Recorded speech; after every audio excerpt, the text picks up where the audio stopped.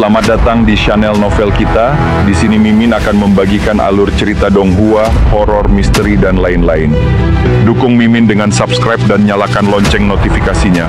Tanpa banyak cincong lagi, mari kita masuk ke alur ceritanya. Let's go.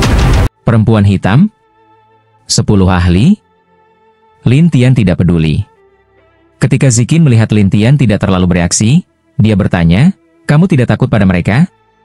"Justru bagus. Bisa dicoba," jawab Lin Tian sambil tersenyum. Zikin bertanya lagi, "Kamu mau coba apa?" Lin Tian tidak menjelaskan, membuat Zikin semakin bingung. Saat itu, si pencuri angin hitam berkata kepada perempuan hitam, "Kamu mau rebut dariku? Itu berguna untuk kultivasi hantu." "Tentu saja aku mau rebut," jawab perempuan hitam tanpa ragu. Si pencuri angin hitam mendengus, "Kalau begitu, mari kita adu kekuatan. Lihat siapa yang lebih kuat." "Siapa takut?" balas perempuan hitam dengan santai, lalu keduanya pun langsung bertarung. Orang-orang di tempat itu saling pandang, hanya bisa menonton. Pertarungan mereka sangat dahsyat, membuat orang-orang tak berani mendekat dan memilih menjauh. Sementara itu, Lin Tian tidak terlalu peduli.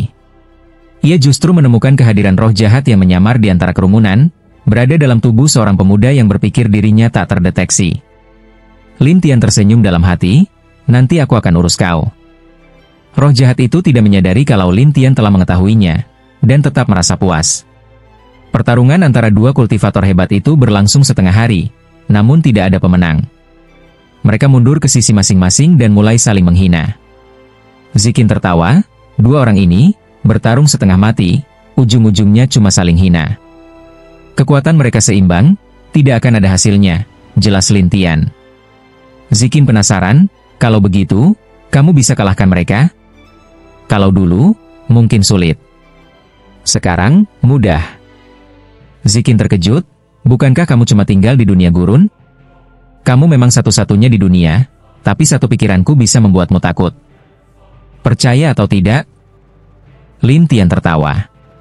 "Selama kamu belum menjadi roh sejati, aku tak akan takut," balas Zikin. Saat itu, Lin Tian tersenyum aneh dan menggunakan jurus Blood Breaking, membuat kekuatan Zikin melemah 80%, lalu menjebaknya dalam bidang reinkarnasi.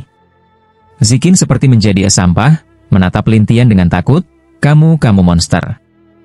Lin Tian menarik kembali kekuatannya, lalu berkata, "Kelinci kecil itu, kekuatannya sebanding dengan tingkat kekaisaran, tapi bahkan dia pun tak bisa mengalahkanku." "Apa? Dia sekuat itu?" Zikin terkejut.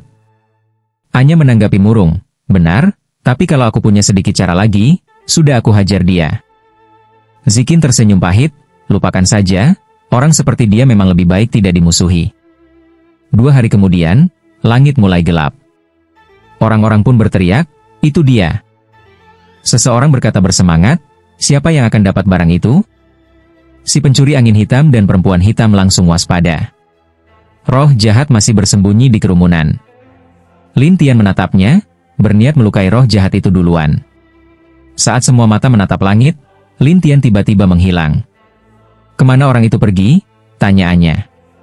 Zikin juga penasaran, orang ini benar-benar aneh. Tiba-tiba, Lin Tian muncul di belakang roh jahat itu dan langsung menggunakan teknik pedang binatang buas. Sebelum orang-orang sempat bereaksi, aura kuat Lin Tian muncul dan bayangan pedangnya menghantam roh jahat satu demi satu. Tubuh fisik roh jahat langsung hancur, dan muncul bayangan berdarah di dalamnya, lalu berubah menjadi roh jahat sejati.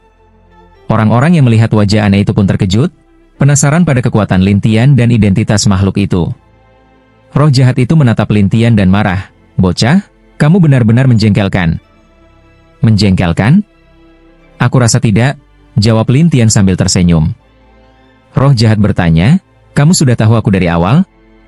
Lin Tian tertawa, "Sudah kukatakan, aku tahu kamu ada di mana. Tinggal pilih, mau ku hajar sekarang atau nanti." Roh jahat mendengus dingin, "Tunggu saja," lalu menghilang. Lin Tian menyarungkan pedangnya, kembali ke Zikin. Orang-orang pun tercengang, apalagi mereka yang sebelumnya meremehkan Lin Tian. Anak ini mengerikan. Aku memanggilnya sampah sebelumnya. Mereka sangat terpukul. Sementara itu, Sarcopagu si pencuri angin hitam mendekat dan berkata, "Bocah, kamu cukup hebat. Bagaimana kalau bekerja sama denganku?" Berikan benda itu padaku, aku akan beri apapun yang kamu inginkan. Berikan apa yang kuinginkan? Tanya Lin Tian. Ya, jawab si pencuri angin hitam dengan penuh percaya diri. Namun perempuan hitam juga tak mau kalah dan langsung berkata, kerja sama denganku saja. Lin Tian tersenyum kepada mereka, aku tidak tertarik pada kalian. Keduanya terkejut, dan para penonton ramai berbisik. Bocah, aku mau bekerja sama karena aku menganggapmu hebat. Jangan buat aku marah, gerta si pencuri angin hitam. Perempuan hitam pun berkata, kerja sama denganku lebih baik. Kita bisa kalahkan dia bersama. Mereka pun bertengkar, tapi Lin Tian berkata dingin, benda itu, aku yang ambil. Siapapun yang rebut, tanggung akibatnya. Orang-orang tercengang. Mereka tak menyangka Lin Tian seberani itu. Si pencuri angin hitam geram, bocah, kamu pikir aku tak bisa mengalahkanmu? Coba saja, sahut Lin Tian tanpa takut. Pencuri itu langsung membuka wilayah hantu raksasa, mencakup Lin Tian dan dua lainnya. Tapi Anya jijik dengan aura itu dan langsung menghancurkannya. Pencuri angin hitam marah, kalau berani, jangan minta bantuan gadis itu. Lin Tian hanya tersenyum, lalu mendekati sarcophagus. Pencuri di dalam mendengus, berani datang ke sini? Lalu, Lin Tian terjebak dalam sebuah medan, tapi ia menghunus pedang binatang buas, dikelilingi oleh aura hewan buas. Keluarlah, seru Lin Tian, bukannya menyerang langsung. Kau suruh aku keluar? Siapa kamu? Balas pencuri itu, menolak keluar karena sarcophagus itu adalah senjata andalannya. Lin Tian tertawa, kalau begitu, aku hancurkan dulu senjatamu. Lalu, ia meletakkan tangannya di sarcophagus itu, dan semua orang melihatnya mulai berubah bentuk. Tak lama, sarcophagus itu remuk, dan muncul seorang lelaki tua penuh aura hantu dari dalamnya. Si pencuri angin hitam marah besar, kau menghancurkan senjata andalanku. Orang-orang makin melongo. Dia bisa menghancurkan senjata orang lain? Wanita berbaju hitam sedikit terkejut, dan menatap Lin Tian dengan aneh, tetapi Lin Tian tersenyum pada pencuri tua angin hitam. Kau masih mau lanjut? Kau sudah menghancurkan senjata sihirku, dan masih berani bertanya apakah aku bisa lanjut? Pencuri tua angin hitam langsung marah, namun Lin Tian hanya menyeringai dan langsung menggunakan bidang reinkarnasi dan sihir pemecah darah. Kekuatan si pencuri tua langsung menurun drastis. Apa? Pencuri tua itu pun terkejut. Menyerahlah, kata Lin Tian yang membuatnya kesal. Kalau kau bilang menyerah, apa aku harus menyerah? Bukankah itu terlalu memalukan? Jadi, kau tidak akan menyerah? Tanya Lin Tian. Si pencuri mendengus, aku punya caraku sendiri. Setelah itu, pencuri tua itu berubah menjadi roh hantu, lepas dari sihir pemecah darah, dan langsung kembali menyerang. Lin Tian hanya tersenyum aneh. Melihat Lin Tian masih bisa tertawa, pencuri itu berkata, bocah, kau masih bisa tertawa? Menurutku, lebih baik kau menarik kembali rohmu, kalau tidak, kau akan menyesal. Lin Tian berkata dengan tenang. Orang-orang pun tak menyangka bahwa Lin Tian berani mengancam pencuri tua itu, sementara wanita berbaju hitam hanya dia mengamati. Pencuri tua itu yakin rohnya kuat dan tidak lebih lemah dari Lin Tian, jadi dia bersiap menyerang. Tapi saat Lin Tian mengaktifkan perisai Shenyou, ia membiarkan diri diserang begitu saja. Orang-orang terkejut, bahkan ada yang terbata-bata, bagaimana bisa begitu? Pencuri tua itu pun tercengang dan berkata terbata-bata, apa yang terjadi ini? Kau tidak terima? Apa sebenarnya yang terjadi? Pencuri tua itu gelisah, dan Lin Tian hanya tersenyum, lihat saja. Pencuri tua itu tak mengerti maksudnya. Namun saat itu juga, Lin Tian tiba-tiba menyerang balik menggunakan teknik hantu. Ketika pukulan Sumi jatuh pada pencuri tua itu, tubuhnya langsung terpukul mundur, dan dia menatap Lin Tian dengan ketakutan. Kau? Siapa sebenarnya kau? Orang-orang melihat tubuh pencuri tua itu berasap dan terdiam menatap Lin Tian, yang tetap tenang seolah tak terjadi apa-apa. Namun wanita berbaju hitam berkata kepada si pencuri tua, ayo kita kerja sama. Setelah melihat betapa kuatnya Lin Tian, wanita itu akhirnya ingin bekerja sama. Pencuri tua itu pun menyadari situasinya dan bertanya, lalu apa rencanamu? Wanita itu memandang langit dan berkata, benda itu akan muncul. Kalau kita tidak bekerja sama mengalahkannya, benda itu akan jadi miliknya. Tapi, kau punya cara untuk menghadapinya? Tanya si pencuri yang ketakutan. Wanita itu dengan serius menjawab, aku akan menggunakan teknik pamungkasku. Kau hanya perlu mengalirkan kekuatan rohmu ke senjata sihirku. Ke senjata sihirmu? Benar, kita akan kendalikan senjata itu bersama. Kemudian, wanita itu mengeluarkan sebilah pedang hitam. Setelah dia menyuntikkan kekuatan, pedang itu mulai bergetar hebat dan tampak sangat menakutkan. Orang-orang terkejut, dan ada yang berbisik, "Itu pedang pemecah jiwa?" "Ya, pedang yang bisa disuntik kekuatan dari banyak orang sekaligus." Zikin mengerutkan kening dan memperingatkan Lin Tian, "Hati-hati, pedang itu dirancang untuk memusnahkan roh." Tapi Lin Tian hanya tersenyum melihat pedang itu. Wanita itu lalu memperingatkan, "Anak muda, aku tak ingin bermusuhan, tapi benda itu tidak akan kuberikan padamu." "Oh ya?" Lin Tian tersenyum sinis, menggerakkan satu tangannya, dan pedang itu langsung berpindah ke tangannya. Orang-orang terperangah. Ada yang terbata-bata, bagaimana bisa pedang itu sampai ke dia? Lin Tian menatap pedang pemecah jiwa itu dan tersenyum. Pedang ini luar biasa.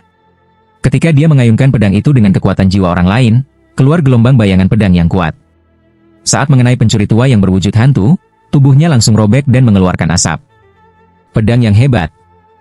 Lin Tian tertawa, "Sekarang ini pedangku. Bagaimana bisa kalian mengendalikannya?" "Itu hanya pedang. Apa masalahnya jika kau mengendalikannya?" Wanita berbaju hitam terlihat tegang. "Kalau begitu, kembalikan padaku. Ini sudah jadi milikku, kenapa harus kukembalikan?" Wanita itu mulai panik, "Lebih baik kau kembalikan, atau aku akan cari orang untuk membunuhmu." "Oh ya?" Lin Tian tampak tak peduli. Wanita itu pun menunjuknya dengan marah, "Tunggu saja." Setelah itu, dia berbalik dan pergi. Melihat wanita itu pergi, si pencuri tua juga ikut pergi. Kini hanya tersisa para penonton, yang meskipun belum pergi, semua tampak ketakutan pada kekuatan Lin Tian dan tidak berani maju untuk merebut batu hitam itu. Zikin menatap Lin Tian dan berkata, "Kau lebih menakutkan dari sebelumnya." "Tak apa-apa," jawab Lin Tian sambil tersenyum. Langit pun makin gelap hingga akhirnya gelap total. "Sudah datang?" Lin Tian penasaran, dan tiba-tiba sebuah tiang batu hitam raksasa jatuh dari langit. Boom! Menghantam tanah. Aliran energi kuat menyapu semua orang, membuat mereka terpental. Lin Tian segera melompat maju. Tapi tiang batu itu memancarkan energi penolak, menjaga jarak dari Lin Tian. Saat itu, sesosok bayangan muncul dari kejauhan, bergerak sangat cepat dan mencapai sisi tiang batu. Lin Tian mengerutkan kening. "Muluo?" Zikin juga terkejut, tuan muda dari klan Dewa Mu Huang. Tapi Lin Tian menatapnya dan berkata, "Itu bukan Muluo yang asli." Saat itu juga, Muluo palsu tersenyum, matanya berubah hitam, dan dia meraih tiang batu dengan satu tangan. Dalam sekejap, dia dan tiang itu menghilang. Lin Tian pun segera berkata pada Zikin dan Anya, "Masuk dulu ke ruanganku, aku akan mengejarnya." "Ada apa?" tanya Zikin penasaran. "Aku juga belum tahu." Setelah berkata begitu, Lin Tian memasukkan mereka ke dalam ruangannya dan langsung mengejar. Muluo palsu itu sangat kuat dan gerakannya cepat, tapi Lin Tian telah menandai auranya, jadi ia bisa terus mengikuti jejaknya. Pengejaran itu berlangsung selama beberapa hari dan malam. Hingga akhirnya, Muluo duduk di puncak gunung dalam kondisi linglung, sedangkan tiang batu itu sudah tidak ada. Lin Tian mendekat dan berkata, "Siapa kau sebenarnya?" Namun Muluo tetap dalam kondisi kosong, seolah tak melihat atau mendengar apapun. Melihat bahwa Muluo masih tetap acuh tak acuh, Lin Tian mendekat selangkah demi selangkah, sementara Muluo tetap berdiri di sana. Salah satu bayangan sihir Lin Tian melesat dan langsung menabrak tubuh Muluo, lalu masuk ke dalam dirinya. Di ruang kesadaran Muluo, roh Muluo tidak bergerak, seolah-olah terikat oleh sesuatu. Bayangan Lin Tian melintas dan kemudian meletakkan tangannya pada roh Muluo. Pada saat itu, cahaya hitam samar berkilau di sekitar tubuh Muluo, membuat bayangan Lin Tian mengernyitkan dahi. Ia langsung masuk lebih dalam dan menyerap kekuatan tersebut. Saat Muluo sadar kembali, ia memandang Lin Tian dengan heran, "Kau, kenapa kau ada di ruang kesadaranku? Apa kau tidak tahu apa yang telah kau lakukan?" tanya Lin Tian dengan curiga. Aku telah melakukan apa?" Muluo mencoba mengingat, hingga beberapa saat kemudian, ia terkejut dan berkata dengan suara lemah, "Batu itu. Di mana kau mendapatkannya? Dan apa yang terjadi padamu? Saat kau menyuruhku mencari kuil Dewa Kelaparan, aku mencarinya kemana-mana, hingga akhirnya aku masuk ke sebuah tempat yang disebut medan pertempuran. Di sana banyak orang-orang yang mengerikan, sangat ganas." "Medan pertempuran?" tanya Lin Tian.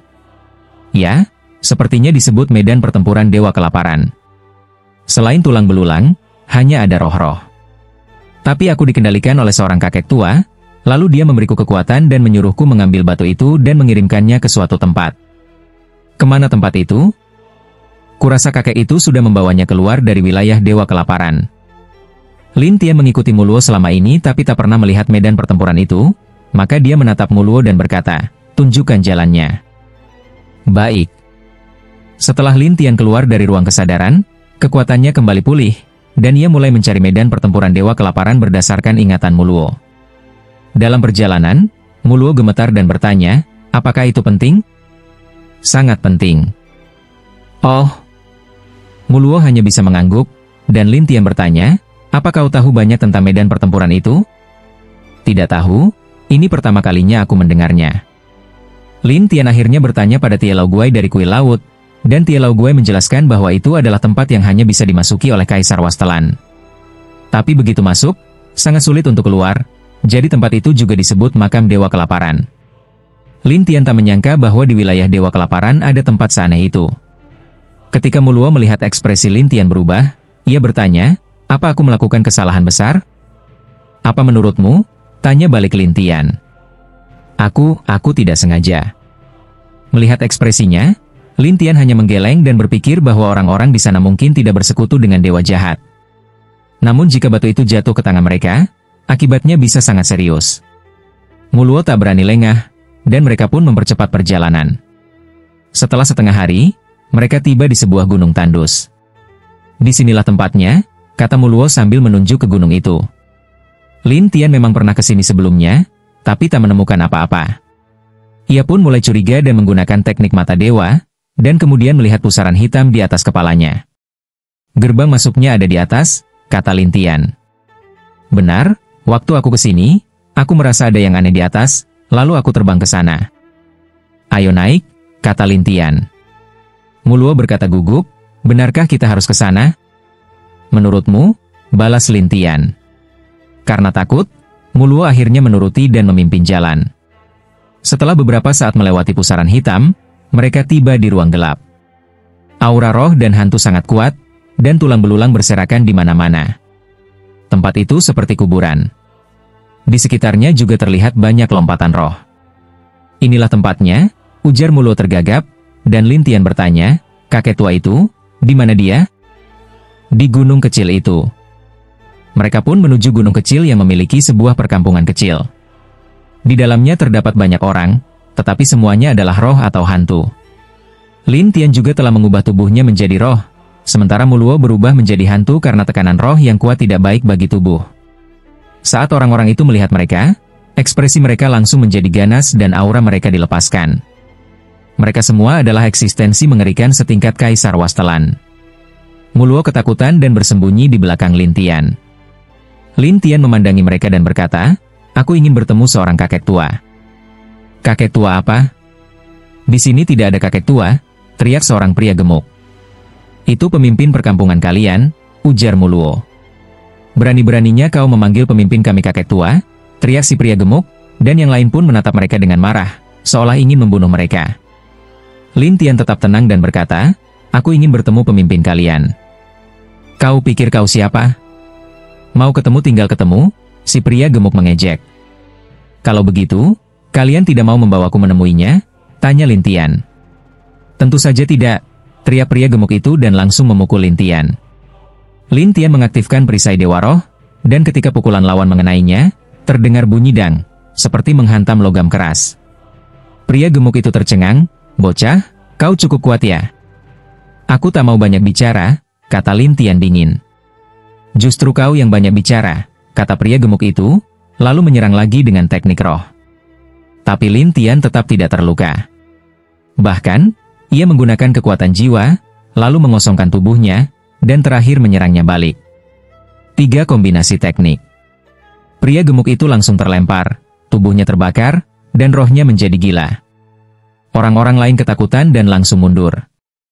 Muluo terkejut dan berkata, "Sangat mengerikan." Lin Tian menatap mereka, "Aku tidak ingin bicara terlalu banyak." Mendengar ini, si pria gemuk masih marah, "Kau tidak akan hidup lama." Lin Tian dengan dingin berkata, "Tunjukkan jalannya." Orang-orang itu ketakutan dan langsung berlari ke perkampungan, berteriak, "Pemimpin!" Teriakan itu membuat seorang lelaki tua dari dalam perkampungan keluar dan bertanya, "Ada apa?" "Ya, ada seseorang yang ingin menemui Anda," jawab si pria gemuk gugup. Saat lelaki tua itu melihat Muluo, ia langsung mengerutkan kening. Sudah kubilang jangan kembali, tapi kau berani datang lagi?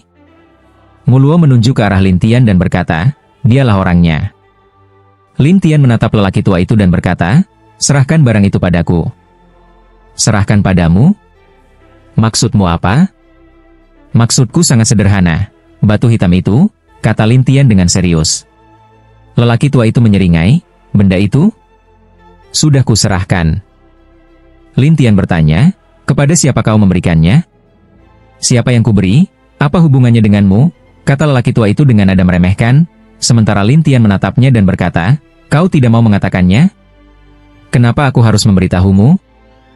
Lelaki tua itu sama sekali tidak menganggap Lin Tian serius, namun Lin Tian tersenyum sinis, tunggu saja, kau pasti akan mengatakannya nanti. Lucu, memangnya kau bisa memaksaku? Tanya lelaki tua itu. Lin Tian menatapnya dan berkata, memang aku bisa. Setelah itu, Lin Tian menggunakan jurus roh kosong. Lelaki tua itu segera merasa kekuatannya melemah, dan alisnya mengerut, siapa kau sebenarnya? Lin Tian tidak menjawab, tetapi langsung menggunakan penghancuran ilusi. Lelaki tua itu langsung merasakan ada yang tidak beres. Ia tidak berani melawan secara langsung dan buru-buru mundur sambil berkata, bocah, jangan paksa aku. Ayo, kalau bisa, jawab Lin Tian tanpa basa-basi. Lelaki tua itu menatap marah, baiklah, akan kubunuh kau sekarang. Saat itu, kekuatan spiritual lelaki tua itu melonjak dan ia berubah menjadi bayangan pedang yang menyerang Lin Tian. Namun, Zira Shenyo Lin Tian langsung menahan semua serangan pedang tersebut satu persatu. Melihat itu, lelaki tua itu terkejut, apa-apaan ini? Kau sudah cukup puas? Tanya Lin Tian, dan lelaki tua itu ternganga, tidak mungkin. Bukan hanya dia, semua orang yang hadir juga merasa tak percaya. Lin Tian menatap lelaki tua itu dan berkata, mau bicara atau tidak? Kau cuma kuat dalam bertahan saja, kata lelaki tua itu sambil melarikan diri. Orang-orang lainnya juga ketakutan dan ikut kabur. Muluo berkata, Tuhan, kau menakut-nakuti mereka sampai lari. Apa yang kau tunggu? Kejar mereka. Lin Tian langsung mengaktifkan teknik pelacakan. Muluo hanya bisa mengikuti diam-diam. Setengah jam kemudian, mereka semua berkumpul di sebuah gua. Para pengikut lelaki tua itu berkata, Bos, apa kita harus terus menghindar dari bocah itu? Bos, dia kan cuma dari tingkat padang liar. Kenapa kita takut padanya? Lelaki tua itu marah, kalau kau bisa, maju sendiri. Jangan hanya bicara. Semua orang jadi terdiam, tak tahu harus berkata apa. Lelaki tua itu berkata, bodoh. Kalian semua bodoh. Salah satu mencoba menenangkannya, jangan marah, bos. Namun lelaki tua itu tetap murung, kita sembunyi dulu di sini. Beberapa hari lagi, kita lihat apakah mereka masih mengejar. Semua mengangguk, tetapi saat mereka sedang berpikir, Lin Tian dan Muluo muncul. Kakak kalian? Lelaki tua itu tergagap, dan Lin Tian menatapnya tajam, kemanapun kau lari, aku pasti akan menemukanmu. Jadi, sebaiknya kau menyerah. Mereka masih tak percaya dan mencoba kabur lagi, begitu juga lelaki tua itu. Muluo mengeluh, apa mereka akan terus lari begini? Biarkan mereka. Nanti kita balik arah dan hajar mereka, kata Lin Tian lalu memimpin jalan. Para pengecut itu kabur selama beberapa jam dan sampai ke sebuah hutan. Mereka semua terlihat lelah. Apa dia tidak akan menemukan kita di sini? Tanya salah satu dari mereka. Bos, bagaimana dia bisa terus menemukan kita? Tanya yang lain, dan beberapa juga bingung, jadi apa yang kita lakukan? Berisik. Diam semua, teriak lelaki tua itu yang terlihat sangat frustasi. Mereka pun akhirnya terdiam untuk beristirahat. Saat Lin Tian muncul kembali, ia telah membawa pedang pemecah jiwa. Tanpa basa-basi, ia menggunakan teknik pedangnya. Pedang tersebut sangat kuat dan menyerang langsung ke jiwa para musuh. Mereka semua menjerit kesakitan dan tak sempat melarikan diri. Muluo menarik napas dalam-dalam, wah, menakutkan. Tapi Lin Tian mendekati lelaki tua itu dan menodongkan pedangnya, kalau kau berani lari lagi, akan kuhabisi dengan pedang ini. Lelaki tua itu ketakutan, tidak menyangka kekuatan roh Lin Tian sekuat itu. Lin Tian pun langsung memasukkan segel jiwa ke dalam dirinya. Lelaki tua itu tak berani melawan, apalagi sekarang ia terluka parah dan ditodong pedang. Setelah segel jiwa selesai, Lin Tian bertanya, "Sekarang, katakan. Kau memberikannya kepada siapa?" "Salah satu dari 10 dewa perang di medan perang Dewa Padang Liar." 10 dewa perang? Ya, di sana ada 10 dewa perang. Setiap hari, banyak orang menantang mereka. Siapa yang menang, dia menjadi dewa perang. Di mana tempatnya? Istana Dewa Perang, jawab lelaki tua itu dengan gugup. Lin Tian berkata, "Pimpin aku ke sana." Lelaki tua itu ketakutan, "Tapi aku sudah memberikannya. Kalau aku mencoba mengambilnya kembali, dia akan membunuhku. Kau hanya perlu menunjukkan jalan." "Aku yang akan mengambilnya," jawab Lin Tian. "Benarkah?" tanya lelaki tua itu. "Apa menurutmu aku sedang bercanda?" balas Lin Tian. Lelaki tua itu hanya bisa pasrah, "Baiklah, ikuti aku." Kemudian, lelaki tua itu memimpin jalan bersama Lin Tian dan Muluo. Di perjalanan, Muluo bertanya kepada Lin Tian, "Pedangmu itu, kenapa begitu kuat?" "Pedang pemecah jiwa, pedang yang bisa menghancurkan jiwa," jawab Lin Tian. Muluo tercengang, "Kuat sekali." "Tentu saja," kata Lin Tian dengan percaya diri.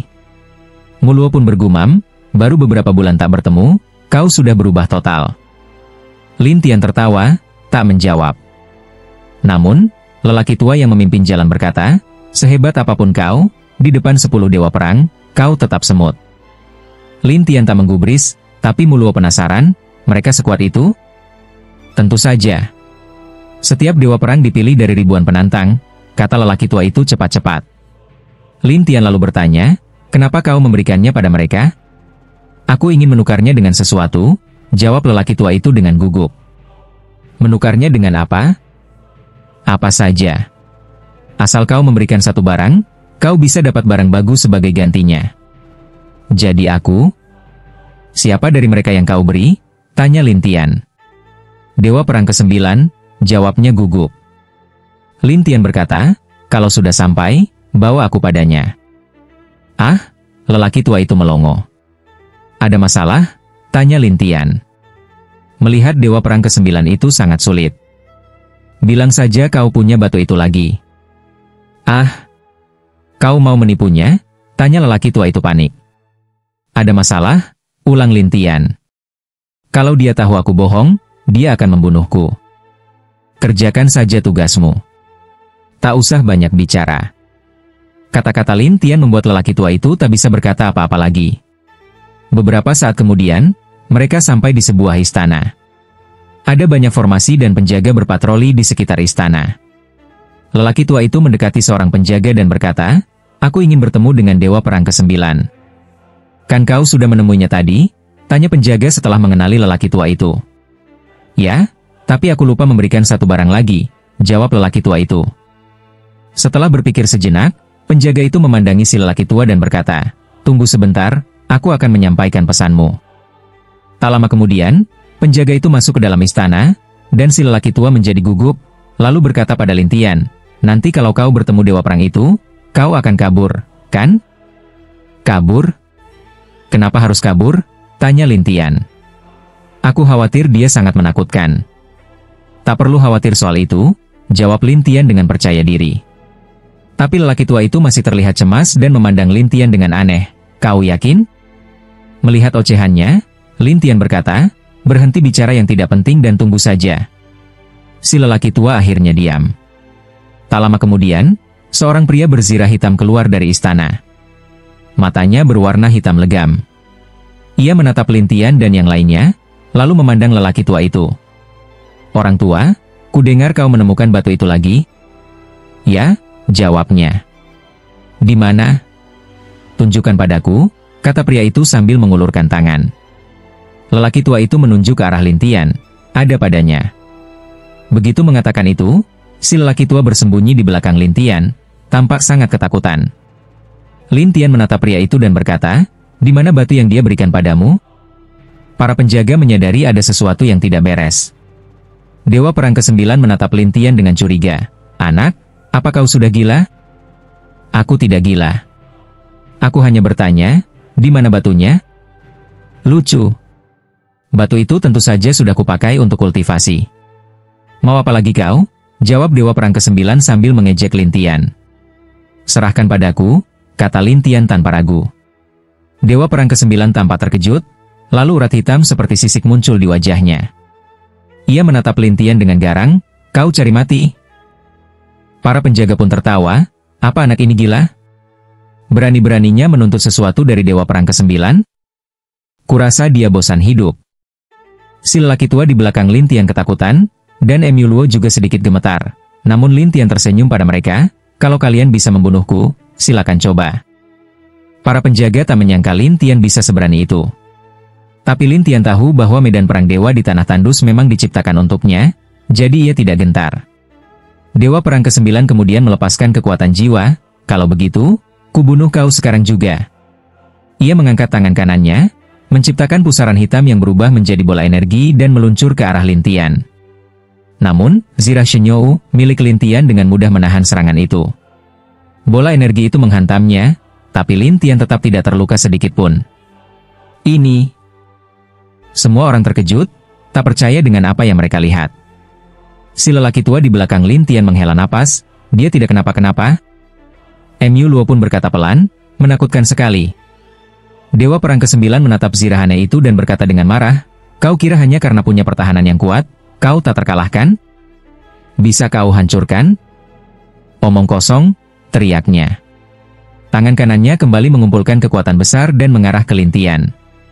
Tapi Lin Tian hanya tertawa, dan kekuatan pukulan itu tiba-tiba sangat melemah. Saat mengenai zirahnya, kekuatan itu lenyap begitu saja. Dewa Perang ke-9 terbelalak, dalam hatinya ia ketakutan, bagaimana anak ini bisa seperti ini? Dia mulai sedikit gentar terhadap Lin Tian. Sementara Lin Tian tetap tenang, menatapnya dan berkata, masih mau coba lagi? Para penjaga mulai berbisik, tidak mungkin. Dewa Perang ke-9 tidak bisa mengalahkannya? Bagaimana mungkin?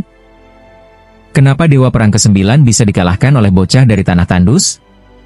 Saat para penjaga terus bergunjing, Lin Tian mengeluarkan pedang pemecah jiwa dan tersenyum dingin. Kalau kau tidak menyerang, aku yang akan maju. Dewa Perang ke-9 bisa merasakan kedahsyatan pedang itu, dan langsung berubah menjadi kabut, lalu menghilang. Suaranya terdengar dari kejauhan, anak muda, aku akui kau cukup hebat, tapi kalau ingin mengambil batu itu, bermimpilah. Para penjaga saling memandang, lalu Lin Tian berkata pada mereka, minggir. Awalnya para penjaga ingin gagah-gagahan, tapi akhirnya mereka semua melarikan diri.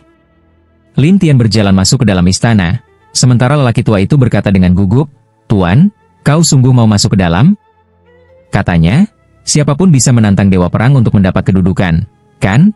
Tanya Lin Tian. Lelaki tua itu terkejut, kau ingin menantang Dewa Perang ke-9? Hampir seperti itu, jawab Lin Tian, lalu masuk ke dalam istana. Di dalam aula utama terdapat 10 gerbang, masing-masing mewakili arena milik satu Dewa Perang. Lin Tian melihat-lihat, lalu memilih gerbang ke-9, tempat Dewa Perang ke-9 berada. Saat Lin Tian hendak masuk, terdengar suara dari balik gerbang lain. Siapa itu? Kok langsung ke Lao Jiu? Apa dia mau menantang Dewa Perang ke-9? Kita lihat seberapa kuat dia. Apa? Hanya orang dari Tanah Tandus? Para Dewa Perang lain mulai membicarakan Lin Tian. Namun mereka tidak menghentikannya, karena menantang Dewa Perang adalah hal wajar di medan perang ini, meskipun para penantang sering jadi bahan ejekan. Anak kecil, tingkat kultivasimu terlalu lemah. Sebaiknya jangan masuk, atau kau akan mati di medan perang. Di luar masih bisa kabur. Tapi di medan perang, kekuatan para Dewa Perang akan diperkuat. Lin Tian bertanya dengan heran, medan perang? Lelaki tua itu bergumam dari belakang, setiap gerbang mengarah ke medan perang, dan di dalamnya, ada satu Dewa Perang. Lin Tian mengangguk, lalu mengabaikan ejekan orang-orang dan masuk ke gerbang ke-9. Para Dewa Perang tertawa, anak ini lumayan berani. Kita lihat saja bagaimana Lao Jiu mengajarnya.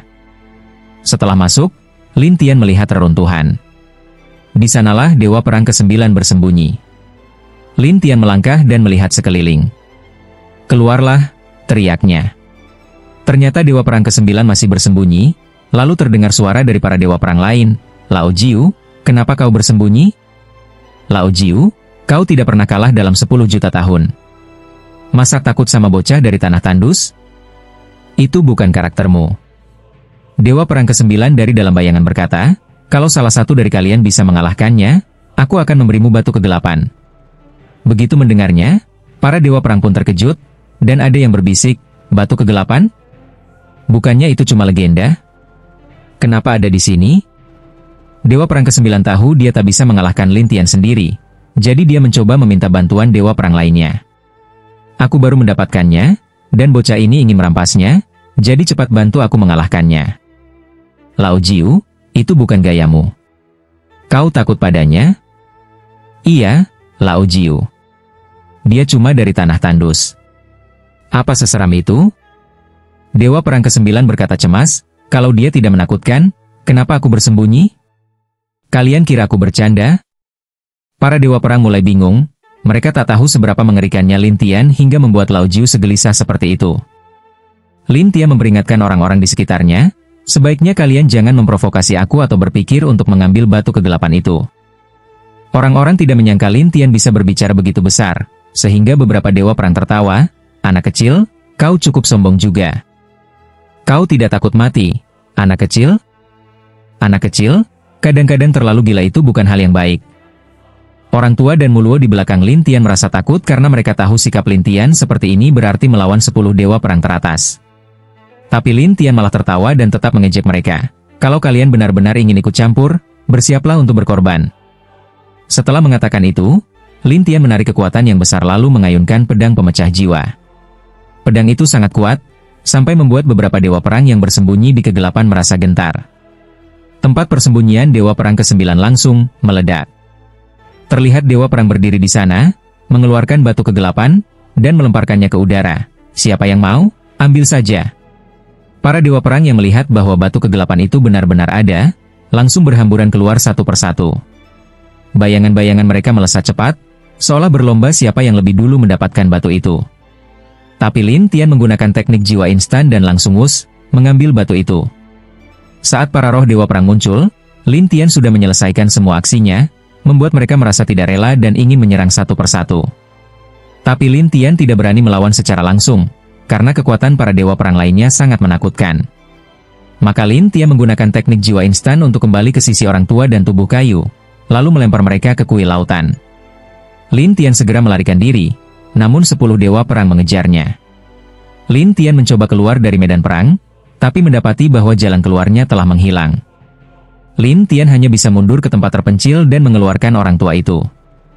Katanya istana Dewa Perang bisa menutup jalan keluar. Jadi menurutku 10 Dewa Perang itu telah menutup seluruh medan perang Dewa Gurun, dan tidak mengizinkan siapapun masuk atau keluar, kata orang tua itu dengan gugup. Lin Tian tersenyum pahit, sepertinya 10 Dewa Perang ini benar-benar ingin menangkapku. Orang tua itu buru-buru berkata, Tuan, sebaiknya kita sembunyi saja. Mereka sangat mengerikan.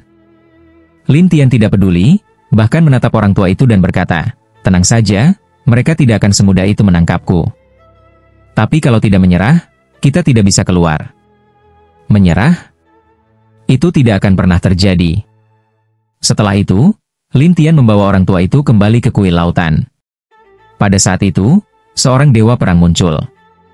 Ia mengenakan baju zirah merah, dipenuhi api, dan menatap Lin Tian. Bocah, kau tahu aku Dewa Perang yang mana? Tidak tertarik. Aku adalah Dewa Perang Api, peringkat keempat. Dewa Perang itu tersenyum, dan Lin Tian bertanya dengan heran, kalian tidak punya nama? Di istana Dewa Perang hanya ada nama kode, seperti Dewa Perang elemen emas, kayu, air, api, tanah, atau Dewa Perang angin, petir, cahaya, racun, dan kegelapan. Lin Tian bertanya lagi, jadi Dewa Perang ke-9 itu adalah Dewa Perang kegelapan? Ya, dia Dewa Perang kegelapan, yang paling lemah. Lin Tian bingung, bukannya ada 10? Yang ke-10? Dia yang paling kuat dan paling misterius. Dewa Perang Api menggoda Lin Tian. Lin Tian tak terlalu memedulikannya dan malah berkata, kalau kalian datang semua, aku mungkin akan khawatir. Tapi kalau cuma kau, aku tidak takut. Dewa Perang itu tertawa mengejek, sepertinya kau tidak tahu seberapa kuat kami, Dewa Perang. Memangnya seberapa kuat? Begitu medan perang Dewa Gurun dimulai dan ditutup, kekuatan kami akan melonjak.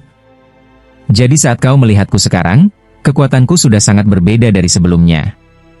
Dewa Perang Api tersenyum dan menatap Lin Tian. Lin Tian pun balas tersenyum dan berkata, aku juga akan menjadi sekuat kau. Oh, biar kulihat. Dewa Perang Api tampak meremehkan Lin Tian, tapi Lin Tian mulai menggunakan teknik jiwa untuk memanggil kekosongan. Melihat itu, Dewa Perang tidak takut sama sekali, malah tertawa. Di Istana Dewa Perang, kami sudah meneliti teknik jiwa sampai tuntas. Setelah itu, muncul batas merah di sekitar tubuh Dewa Perang Api, dan Lin Tian menyadari bahwa kemampuan meminjam jiwa miliknya gagal. Bagaimana? Kecewa? Tanya Dewa Perang Api sambil tertawa. Lin Tian tak menyangka lawannya begitu hebat. Melihat Lin Tian termenung, Dewa Perang Api terus mengejek, apalagi yang bisa kau lakukan? Ayo. Baiklah, aku akui kau kuat. Tapi kegagalan meminjam jiwa bukan berarti semua teknik jiwaku gagal. Oh, apalagi yang kau punya? Ayo tunjukkan. Aku ingin tahu kemampuanmu. Lin Tian lalu menggunakan teknik jiwa kekosongan, dan kekuatan jiwa musuh langsung melemah. Dewa Perang Api pun mengerutkan kening, teknik apa ini? Mengapa di Istana Dewa Perang tidak pernah tercatat? Mendengarnya, Lin Tian tertawa, ternyata masih ada hal yang kalian tidak tahu. Dewa Perang Api berkata dingin, itu hanya melemahkan sebagian kekuatanku. Benar, hanya sebagian. Tapi aku masih punya cara lain. Lin Tian tersenyum. Dewa Perang Api penasaran, apalagi? Lin Tian menggunakan teknik jiwa instan, lalu teknik tembus jiwa, yang langsung menembus pertahanan batas lawan, menyentuh jiwanya dan mengejek, bagaimana? Bisa bertahan? Dewa Perang Api berubah menjadi api dan terbang ke langit. Langit pun menjadi merah. Ia berkata, kau tak bisa menyakitiku. Melihat itu, Lin Tian tersenyum, jadi kau akan terus seperti ini? Saat yang lain datang, kita akan menghabisimu bersama. Dewa Perang Api merasa bangga. Lin Tian pun mengeluarkan pedang pemecah jiwa dan berkata sambil tersenyum, kalau kau bisa menahannya, aku tidak akan menggunakan pedang ini. Dewa Perang Api langsung waspada. Lin Tian lalu menggunakan teknik jiwa kosong, kemudian tembus jiwa, lalu naik ke awan merah dan melemparkan satu tebasan pedang. Dewa Perang Api, yang bersembunyi di awan, langsung terpukul mundur dan jatuh ke tanah, lalu melihat luka di tubuhnya. Hebat juga kau. Tidak bisa ditahan ya? Lin Tian tersenyum pada Dewa Perang itu. Dewa Perang Api tak menyangka Lin Tian begitu hebat, tapi ia berkata dengan tenang, kau hanya melukaiku sedikit. Kalau begitu, aku bisa menyerang lebih banyak kali. Kau takkan punya kesempatan, ucap Dewa Perang Api. Saat itu, cahaya biru muncul dari kejauhan. Itu adalah Dewa Perang Air. Melihat Dewa Perang Api terluka, ia tertawa dan berkata, yang keempat, tak kusangka kau bisa terluka olehnya. Yang ketiga, jangan bicara sembarangan. Anak ini tidak mudah dihadapi, peringat Dewa Perang Api. Tapi Dewa Perang Air tak menganggap serius, apa yang bisa dilakukan oleh seseorang dari tanah tandus? Anak ini punya kemampuan untuk melemahkan kekuatan jiwa orang lain, jelas Dewa Perang Api. Mendengarnya, Dewa Perang Air berkata, begitu ya? Kalau begitu, aku ingin lihat bagaimana caranya dia melemahkan kekuatan jiwa. Ya, waktunya habis. Bersambung ya bos, besok kita lanjut lagi oke?